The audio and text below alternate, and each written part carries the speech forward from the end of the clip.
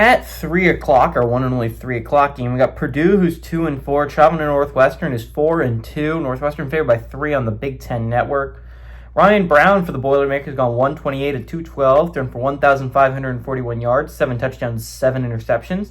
Devin Maccabee's had 102 carries for 402 yards and 4 touchdowns, and Michael Jackson III's had 36 catches for 354 yards and a touchdown. Preston Stone for the Wildcats gone 100 at 161, thrown for 1,081 yards, 8 touchdowns, 6 interceptions. Caleb Komolafe has had 95 carries for 416 yards and 5 touchdowns, and Griffin Wilds had 32 catches for 469 yards and 3 touchdowns.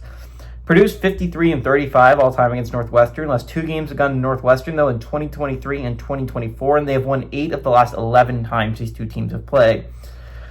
Purdue has not gone on the road and beaten Northwestern since 2019, and Braun is 2-0 as the head coach of the Wildcats against the Boilermakers. Okay, I think this is a really, because number one, who would have thought we would be talking about Northwestern as still being a playoff eligible football team in week 8? That's crazy, dude. That's insane. But this is a big game for Northwestern. Not only, okay, if we're talking about realism, right, the goal for Northwestern is to make a bowl game. The end of their season is rough. They still got road games against 2 ranked teams in USC and Nebraska. They still play Michigan and Illinois on that schedule. So again, it's a tough schedule for Northwestern. I'm not going to lie. The path to the playoffs is still there. If you win out in all those games I just listed, you're in the college football playoffs, buddy. Probably, I think 10-2, probably with the only losses to be Oregon and Tulane, probably is enough to get you there, especially if you hand losses to teams like Illinois, teams like Michigan, teams like USC and Nebraska that are teams that you are competing with to get a college football playoff spot. Again, the path to the playoffs is there. Is it extremely difficult? Also, yes.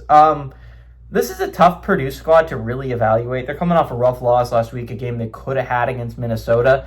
So again, this Purdue squad is one that's really fought these past couple of weeks. Again, they got kind of demolished when they played Illinois. I think they got beat pretty handily when they played Michigan State, too. Again, this is not the greatest Purdue squad I've ever seen, right? They're not awesome, but this is also not the worst Purdue squad I've ever seen. I think this is a Purdue squad that can stay competitive. Again, Northwestern is coming off such a massive win for them. Going on the road and beating Penn State at Penn State in Beaver Stadium had not been done in a long, long time for the Wildcats.